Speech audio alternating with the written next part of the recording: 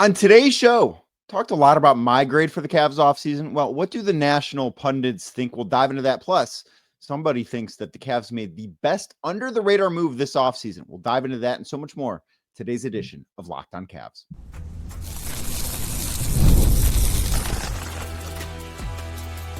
You are Locked On Cavs, your daily Cleveland Cavaliers podcast. Part of the Locked On Podcast Network, your team every day. What's up, everybody? My name is Danny Cunningham, and you might know me from my time covering the Cleveland Cavaliers, places like my Substack, The Inside Shot, Cleveland Magazine, 92.3 The Fan, and a number of other stops along the way. And I want to say thank you to you for making Locked On Cavs your first listen today and every day. You can find the show anywhere you get your podcasts, Apple, Spotify, or anywhere else. Make sure to drop us a 5-star rating, leave us a nice review, and of course, be a friend. Tell a friend about Locked On Cavs. Make sure you're subscribed. Make sure a friend is subscribed as well. And if you're watching the show on YouTube as we get started here, do us a favor. Hit that thumbs up button for us, click subscribe, and hit that notification bell so you don't miss the latest Locked On Cavs content, a proud part of the Locked On Podcast Network, your team every day. This offseason, I have obviously talked a lot about what the Cavaliers have done this offseason. I think that for the most part, they had a pretty favorable summer. They were never going to, as I touched upon earlier this week, they were never going to be a team that was able to go out and make a big splash for various reasons. Salary cap and apron restrictions, primarily one of them, keeping the future in mind, another one of them. They were always going to have to be a team. And I think that this is a pretty common thing when you are a team that is considered to be a championship contender, as the Cavs were considered to be last year and without question are considered to be this year. You have to, for the most part, there are of course exceptions to this rule, but for the most part, you have to find ways to win on the margins. And I do think too that when you are a team that is as expensive as the Cavs are, the only way you can win on the offseason is on the margins. And I do think that the Cavs did a relatively good job of finding ways to win on the margin. And there are a few national outlets that agree with me. So ESPN came out with its full offseason grades for every NBA team, except for maybe the Warriors. They might have been incomplete, or might have been another outlet that had the Warriors as incomplete because they really haven't done much. And Jonathan Kuminga is still standing out there, floating out there in restricted free agency, and they have not signed Al Horford yet because of it. So that's a different conversation for a different podcast. But ESPN gave the Cavs a B, and it is really difficult for me to disagree whatsoever with a B grade for the Cavs. And I don't think that obviously a B is bad. I think a B is a pretty good grade. And when you look at this, I think of it as, well, what did they do? And I think that the argument to maybe give them an A or better than just a flat B, like B plus, A minus, whatever, I think that the argument would be, well, what else were they supposed to do? Right? They lost Ty Jerome. Could they theoretically have paid him? Sure, but I just don't know that he would have been worth as much money as it would have cost them in luxury tax penalties. And I do think that they wanted to reshape the roster a little bit. And I think that, that's the way I think that was the way that their offseason was kind of planned for them. So I do look at that and say, okay, could you have hung on to Ty Jerome? Could you have paid that money? Sure. Would that have made this offseason an A? I'm not so sure that that would have made the Cavs that much better or different than what they were last year. Like, I do think that there was some sort of danger in running it back completely. And the Cavs didn't do that. They are doing that with their core players, obviously, but they're not running back the complete team because they did make some moves on the margins. And the Lonzo Ball trade certainly pops up. Re-signing Sam Merrill, signing Larry Nance Jr., drafting Tyrese Proctor. They had a pretty good offseason. And the case for it to be an A would be, well, what else were they supposed to do? Right? Let's say they had made one of those big trades that the Cavs were rumored to be in talks about, i.e. Kevin Durant, LeBron James. Obviously, Durant goes to the Rockets. LeBron is still on the Lakers for now. I would not expect the Cavs to trade for him.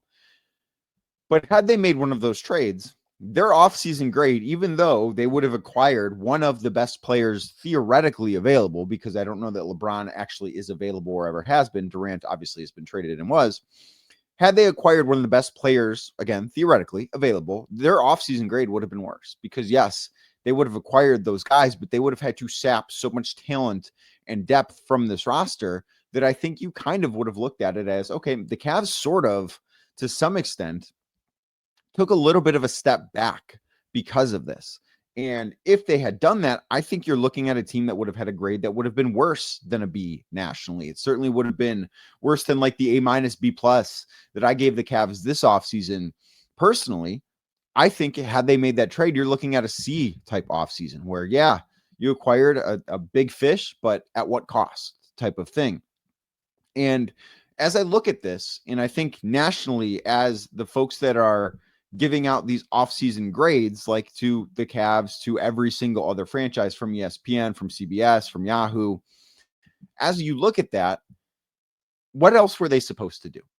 And I'm not saying that the Cavs should have gotten an A because, I think that you're not grading this, like this offseason grade from ESPN, from CBS, from Yahoo.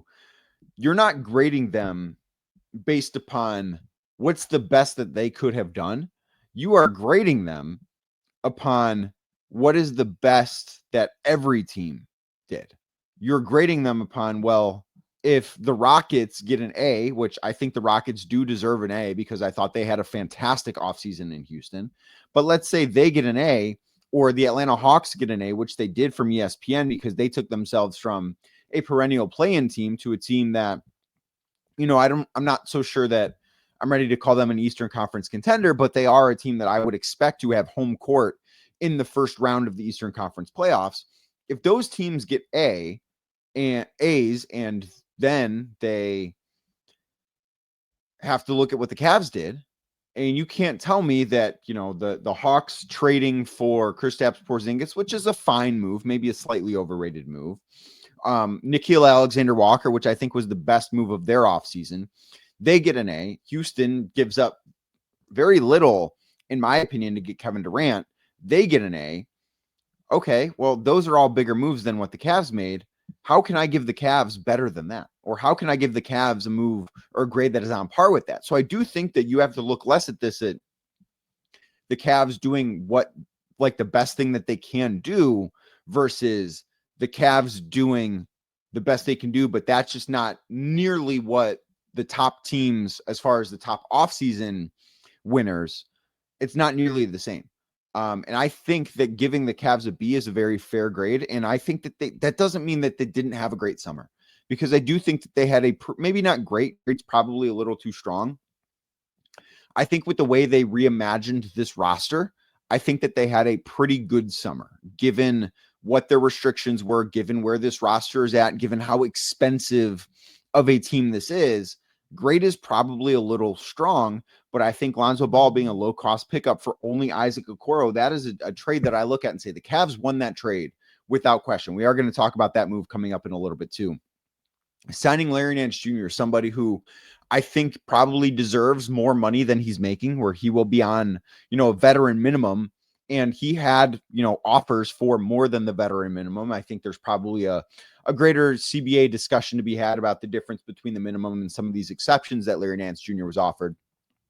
But getting a player of that caliber in Cleveland on the minimum so early in the offseason too, if you remember listening to this podcast in late June and early July, I thought, okay, well, if Larry Nance Jr. is going to come back, which I thought was a very real possibility and had been led to believe as such, if he's coming back, I wouldn't expect it to happen right away, just because I kind of think he's going to wait and see what like legitimate money offers are out there for him.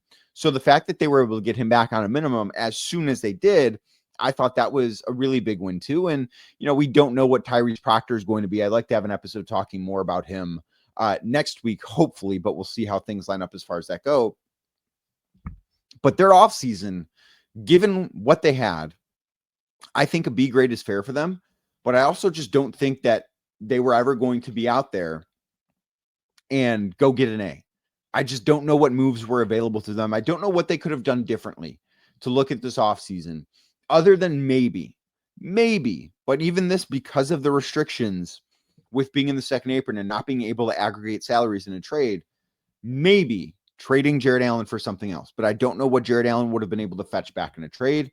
And the Cavs not being able to combine any other salaries and having to find a player as good as Jared Allen for $20 million or less is a challenging exercise, because I don't think that there are a lot of teams out there that would essentially, because the way you have to look at it is, okay, well, what players could help right now and are on basically a rookie scale contract that are as good as Jared Allen?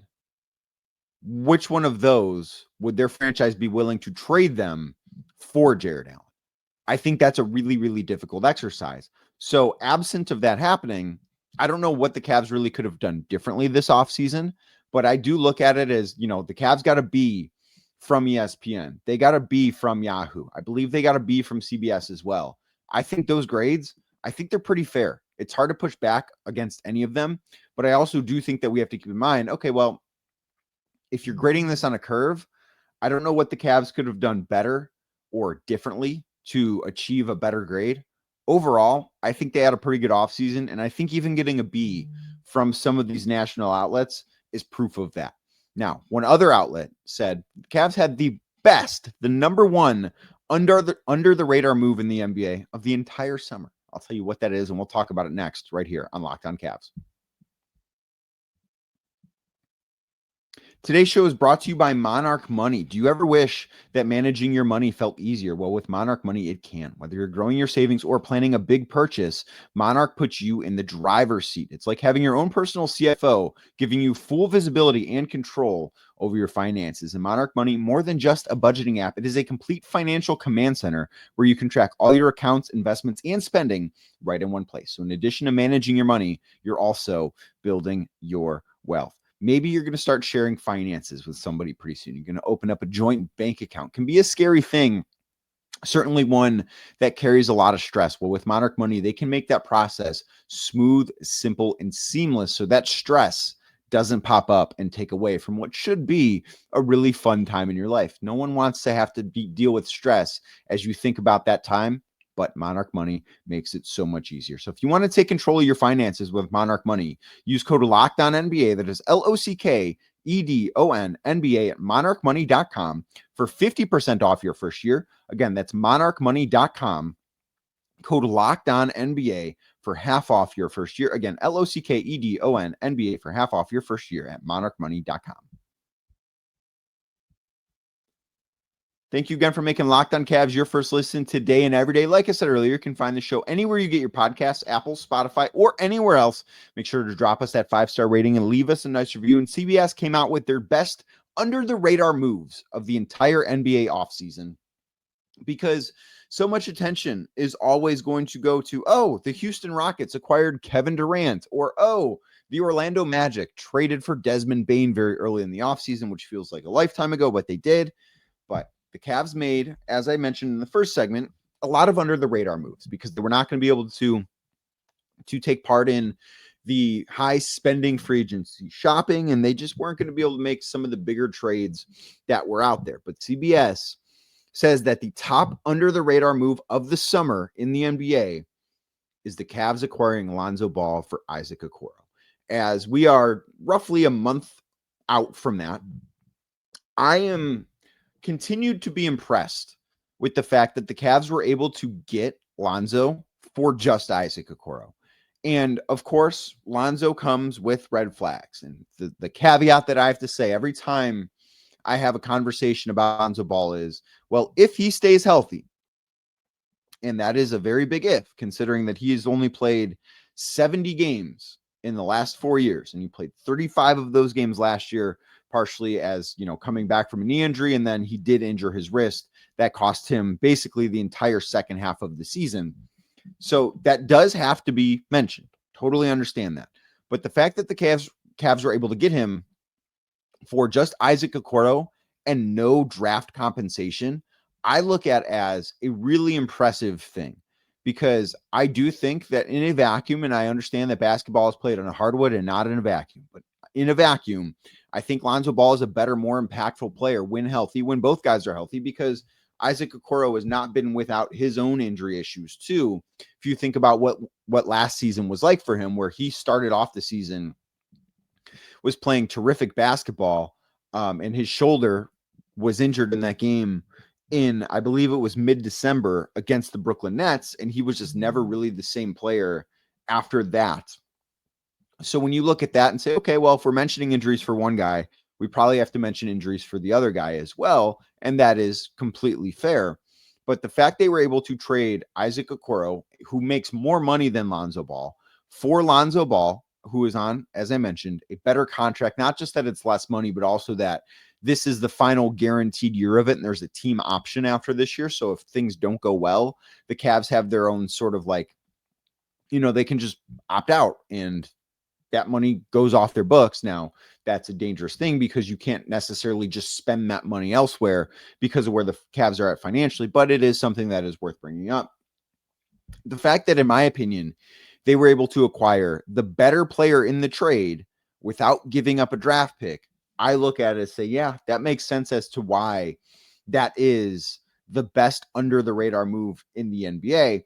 And I do think, too, what this move does, what makes it such a good under the radar move, is that by changing one player, and that one player in Isaac Okoro was, for the most part, not in the postseason rotation for the Cavs. I do think they acquired somebody that, if healthy, will be in the postseason rotation for the Cavs and changes the way that the Cavs can operate when he's on the floor. And by that, what I think he does is I think, and this is not to say Isaac Okoro is not a good player, because that's not true. He is a good player, but he's not a player that I think makes anybody better. And Lonzo Ball is a player that, in my opinion, even if he's not perfect, because he's not, Lonzo Ball is a player that I think makes the rest of the floor better. I think he's somebody that when he's on the floor, he raises the ceiling of other guys. I look at what he can do, what he can mean for Evan Mobley. I think about what he can mean for Donovan Mitchell. I think about, and maybe I'm the only one thinking about this, I think about what he could mean for Sam Merrill, and just look at those things and say, when Lonzo Ball is on the floor for the Cavs, I think that there's going to be a bigger boost than when Isaac Okoro was on the floor for the Cavs last year. I just look at this and say he's going to affect things individually on both ends of the floor, and he's also going to help other guys be better on both ends of the floor. Now, Isaac is a good defender in a vacuum. He's probably a better defender than Lonzo Ball. Lonzo is bigger, which I think is important given what the Cavs roster looks like. I think that he will have an easier time defending longer wings than Isaac did. Not to say Isaac wasn't good at it, but that's the one area where I look at and say Lonzo could be better defensively there. And then offensively, there is no comparison as far as what Lonzo does compared to what Isaac does offensively. Like, I look at this move and say, Lonzo's numbers are probably going to look pretty similar, even if the three-point shooting percentage might be a little bit better. And the assist numbers for Lonzo will be significantly better than Isaac, but like his scoring numbers are not going to look much different than Isaac Okoro. But one of the things that I'm going to be tracking this year is, what do Evan Mobley's advanced metrics look like when Lonzo Ball is on the floor with Evan Mobley? What do Donovan Mitchell's numbers look like when Lonzo Ball is on the floor with him? What do lineups that have Donovan and Lonzo and Sam Merrill in them together look like compared to lineups last year that had Ty Jerome and Donovan and Sam Merrill in them? What do those look like defensively compared to what they looked like last year? I look at Lonzo and I think this was, I do agree with CBS. Like, it's hard for me to find a better under the radar move that happened in the NBA last year. And yes, it is a risk because of the health, but I really think that the Cavs hit a home run here. And just to kind of qualify this, some of the other under the radar moves that CBS had here. Number 2 was the LA Clippers signing Brook Lopez, the New York Knicks signing Yershon Yabusele, the Atlanta Hawks acquiring Nickeil Alexander-Walker was not their under the radar one, but trading for Kristaps Porzingis. And I don't know that that is one that it should qualify as under the radar, but I look at this and say, I like what the Cavs did acquiring Lonzo better than any of them. And I think it makes a lot of sense that CBS thinks so too, just because he's going to be able to raise the floor of an already great team in a way that I don't know that anyone else in the NBA is going to. Like, he is probably, I don't know the nice way to say this, he is probably the worst player in the NBA that's going to have as big of an impact as he will have. And he's not a bad player. I think he's a very good basketball player. He's a very, very good role player. But the impact that he's going to have because of how he changes the Cavs stylistically, I don't think many players of his caliber are going to be capable of doing that.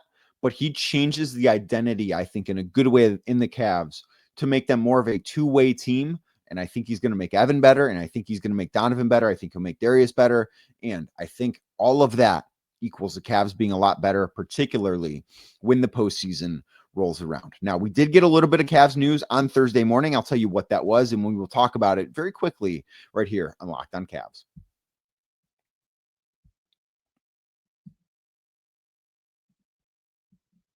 Thank you again for making Locked On Cavs your first listen today and every day. Like I said earlier, you can find the show anywhere you get your podcasts. And if you're watching on YouTube, do us a favor, hit that thumbs up button and click subscribe. Really is the best way to help the show continue to grow. On Thursday morning, the Cleveland Cavaliers announced their 2025 preseason schedule. They will have 4 preseason games, which is typically par for the course for them. They will have 2 games against Chicago, so we will get to see Isaac Okoro, a lot of revenge games very early in this preseason. We've got 4 revenge games against the Cavs. They play October 7th at home against the Chicago Bulls. They play October 9th in Chicago against those very same Bulls. Of course, they will, I would imagine. I mean, I don't know what Chicago's plan is going to be, but they will see Isaac Okoro in at least one of those games as he either makes his return to Cleveland or the Cavs see him in Chicago. They play October 12th in Boston against the Celtics. That will, of course, be the first time the Cavs face off with Georges Niang since they traded him to the Atlanta Hawks at the trade deadline last year. So we'll get the Georges Niang revenge game out of the way. And then October 14th is their 4th and final preseason game. That one will be at home against the Detroit Pistons. So, of course, that means we will see Caris LeVert for the first time since the Cavs traded him to Atlanta as part of the DeAndre Hunter trade with Georges Niang at the trade deadline of last year. So very interesting preseason slate for the Cavs. Obviously, there's not going to be a lot to learn from that. Darius Garland, I would imagine, not going to be playing in any of those games, considering he might not be ready for the start of the regular season. And I do think it's worth noting that last year, if you remember, the Cavs went 0-4 in the preseason. They lost all 4 preseason games they played. And there was, I think, a little bit of panic around the Cavs because, hey, you want to go out and they did try and win that final preseason game, but you want to go out and win a preseason game or at least look good.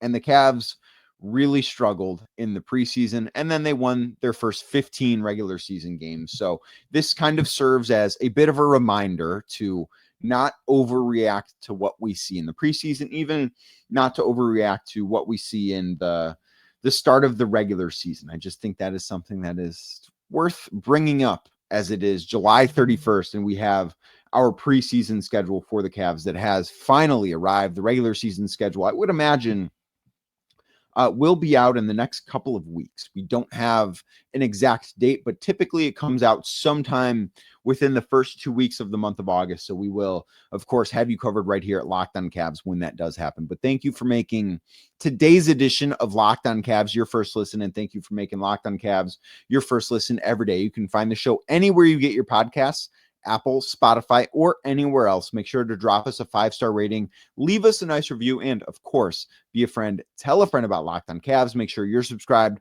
Make sure a friend is subscribed to Locked On Cavs as well. And if you're watching on YouTube, hit that thumbs up button for us as we get out of here. Click subscribe and hit that notification bell so you don't miss the latest Locked On Cavs content. I'll be back again tomorrow talking more about the Cleveland Cavaliers.